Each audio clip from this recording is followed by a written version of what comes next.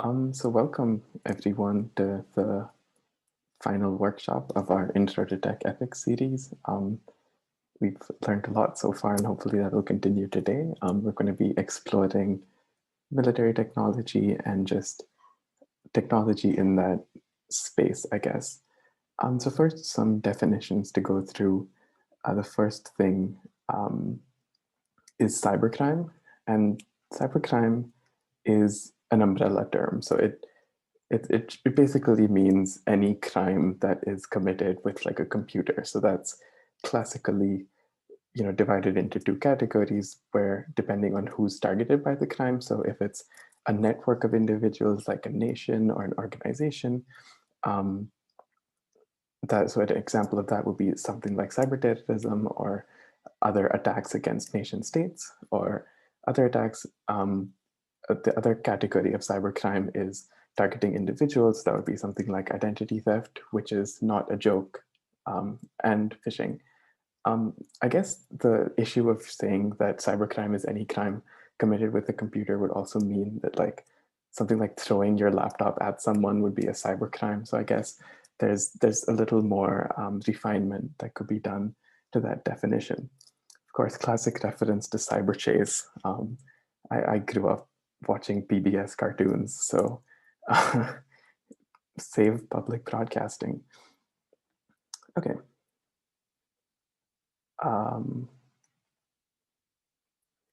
So it's obvious that like a lot of people would think, who would want to do such things on Vinton Cerf's internet? And it turns out that there's a whole lot of people looking to do bad stuff on the internet, although not all of them have explicitly bad motives. So there's this like hat system of classification for hackers. So there are white hat hackers who conventionally are used or are employed either by companies or just do it freelance, and they target systems to see how tolerant they are and where they should be strengthened. That has led to stuff like bug bounties and all of that. There are black hat hackers, which are hackers that have explicitly malicious intentions to their hacking. And interestingly, the black and white hat system of classification is like based off of Western cowboy movies, because bad cowboys had black hats and good cowboys had white hats or something like that. In between, there are gray hat hackers who sort of may or may not have explicitly bad intentions, but still kind of break the law. Of course, there was the hit book, 50 Shades of Grey Hat Hackers, which did not do as well as the other well-known book. Okay, oops. We might have to jump another slide back. Oops, slide forward, my bad. So of course, given that there's data of nation states and all of that involved, our friends, the US military, have gotten involved. And it's become of national security importance to stop hacking. And to that effect, the US Cybercom, which is a unified command in the military, was established in 2009. This was also kind of spurred on by the emergence of cyber warfare, which is the use of hackers by nations as acts of war against other nations. Of course, here we see cyber war truly has no limits.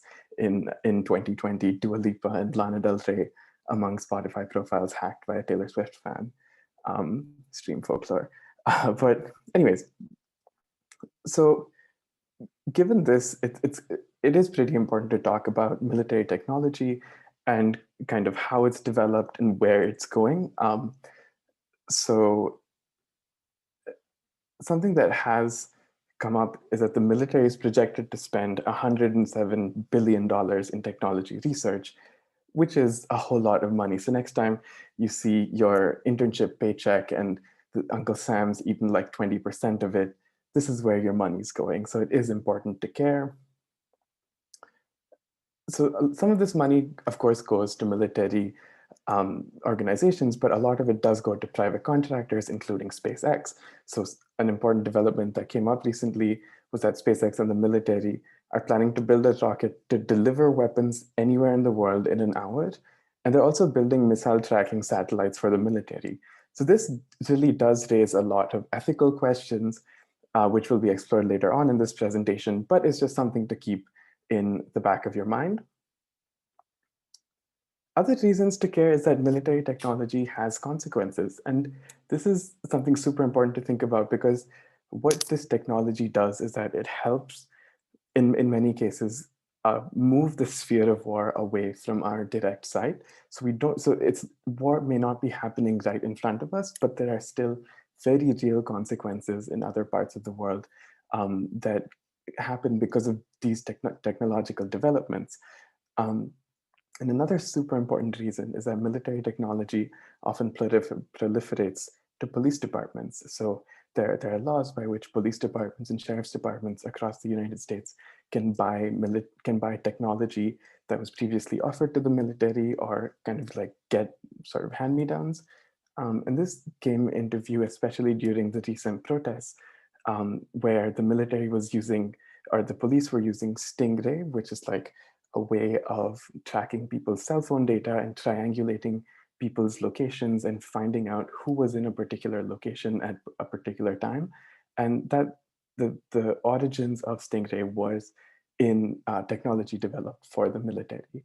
So regardless of, if the impact is directly in the United States or in a faraway country that we'll probably never end up going to, there are consequences that are real, and those consequences will eventually be felt by us as well in the United States. So given that, it's super important to also think about why the military is doing what they're doing. And for that, it's important to have a discussion on cyberterrorism, which Nisha is going to do. Yeah, so cyberterrorism is one especially scary aspect of cybercrime. And it's basically defined as the politically motivated use of computers to cause disruption or fear in society. And the keyword here is really politically motivated. This is what distinguishes cyberterrorism from other kinds of cybercrime, where you're just trying to make money by getting people's data. But then what cyberterrorism actually involves can vary a lot. It could be hacking into computer systems, introducing viruses to networks, defacing websites, or even making threats through electronic communication. So there's a lot of buzz around cyberterrorism, and there's a lot of speculation as to like what it could become in the future. The Pentagon, for example, thinks that a properly prepared and well-coordinated attack by fewer than 30 computer virtuosos with less than $100 million could bring the United States to its knees. So quotes like this really illustrate the huge destructive impact that cyberterrorism could have. And it might be why 81% of Americans perceive cyberterrorism as a critical threat.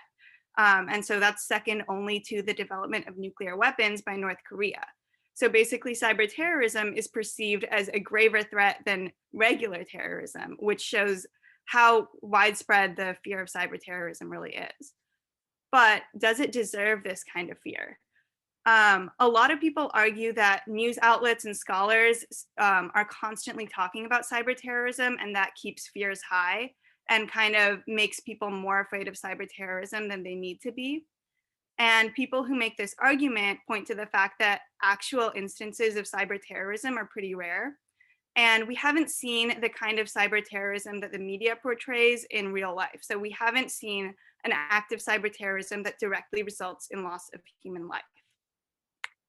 So basically, there's a gap between what people think cyberterrorism looks like and what it actually is. People are imagining their computers exploding when they go to certain websites, or entire planes being hacked. And while this might be within the realm of possibility, it definitely has not happened yet. And what cyberterrorism actually looks like is very different. So one important case of cyberterrorism was in 2007, when Estonia was the target of a huge denial of service attack. So basically, their citizens couldn't access the internet. And it hasn't been proven exactly who was responsible for the attack, but a lot of people suspect that it's Russia because there was a lot of tension between Estonia and Russia right before.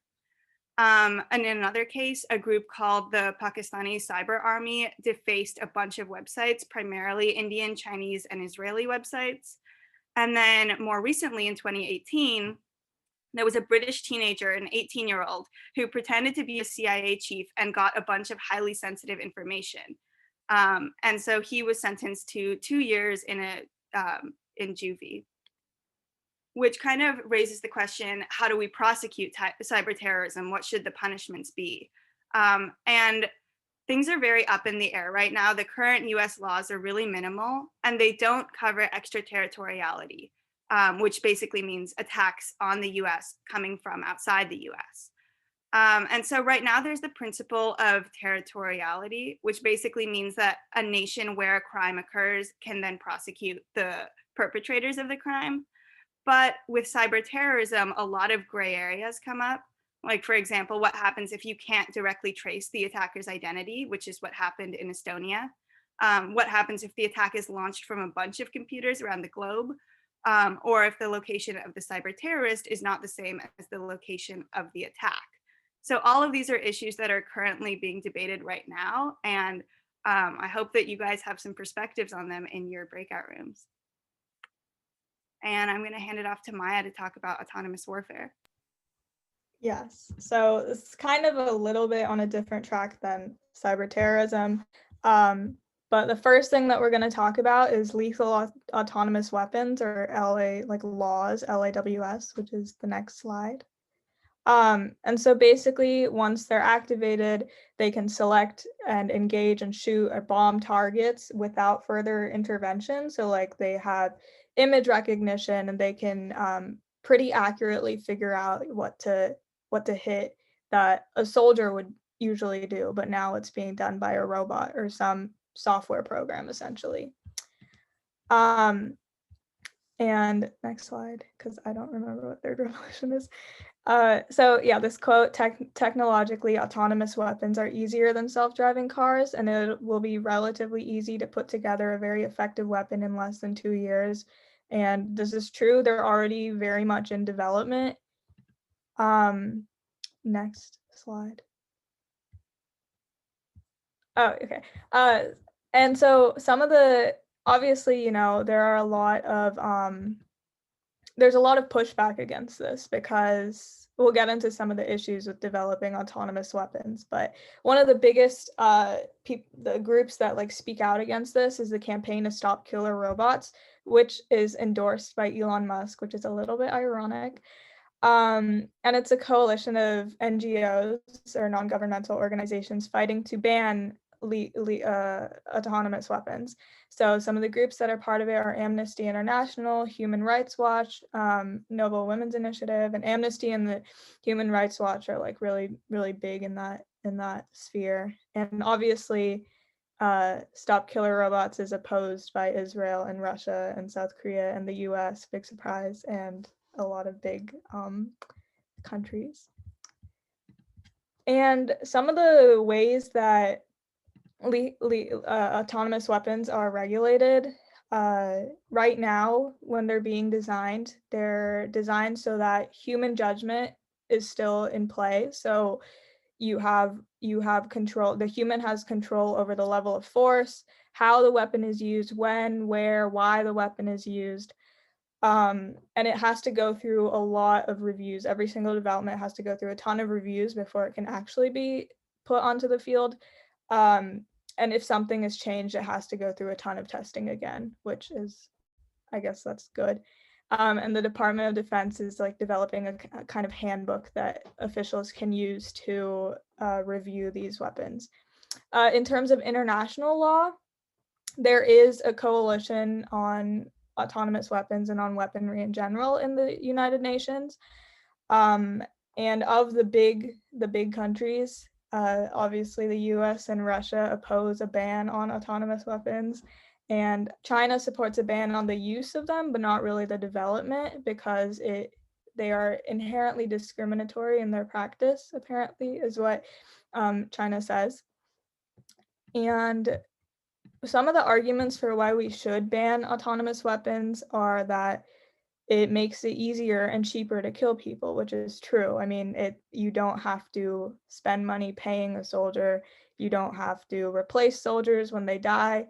And some of the weapons are really, really cheap. Or I mean, by cheap, I mean like a couple $1,000,000, which for like an autonomous fighter jet, which is quite cheap in comparison to the others. Also, humans make more nuanced decisions. So sometimes the level of empathy obviously will come into play, and you won't kill this little child. Whereas a robot can't really do that. If it has a target, it sees the target, it kills a target without that level of empathy. It could start an arms race and rush production. So like we already have like nuclear races, nuclear wars and stuff. So this will just start another one of those. And as Arjun was mentioning, a lot of the technology that's used by our military eventually feeds into our domestic police departments and border control. So if autonomous weapons goes into that, that's really not good. And then some of the arguments for why we should not ban autonomous weapons is that it can save human lives. A lot of times, when looking for a target, regular human soldiers, I think on average it takes like 50 shots or more, maybe 50,000. I kind of forget the stat, but it takes a lot of tries to effectively complete your mission, whereas a robot can just do it right at once. One try saves a lot of lives of people around whatever you're trying to kill. Sometimes, civilians might be there. Sometimes you're trying to bomb something and a civilian might be in it. A robot can sense that and make an accurate decision to not bomb, whereas a human might not be able. It might not be a lot less accurate. Weapons aren't influenced by emotion. The autonomous weapons, as we said, are not influenced by emotion, so there might be fewer errors. They don't get nervous. They don't get scared. And also, finally, they aren't used too much yet, so it's a little bit too early to assess the impact that they might have, is one of the arguments that is made. So yeah, we might have to see where it goes. And some of the, should I say the discussion questions? Okay, so some of the discussion questions that we want to bring up are, is the threat of cyber terrorism overblown? Are we worrying too much about it? Should we be concerned about autonomous weapons? And what actions, if any, should we take to restrict them? Maybe legislative, maybe, mainly legislative, or like how they should be developed. And to what extent should we incorporate new technology into our military? Should we prioritize protecting citizens against cyber threats by developing new tools?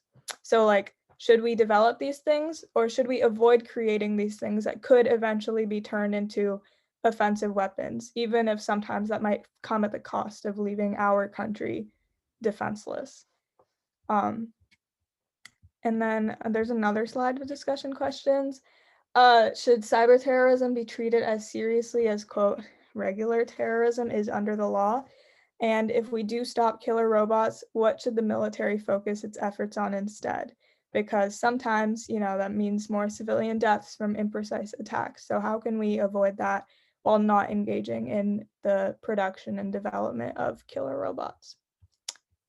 And yeah, discussion time.